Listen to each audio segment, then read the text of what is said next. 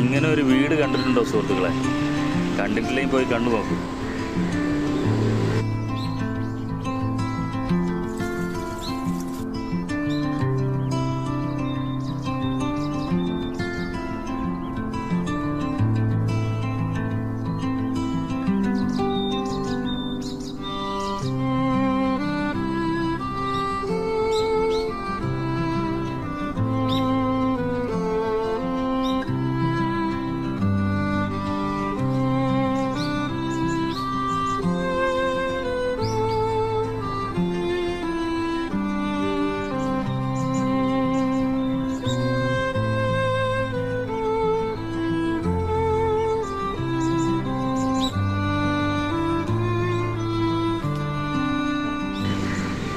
അടിപൊളിയല്ലേ?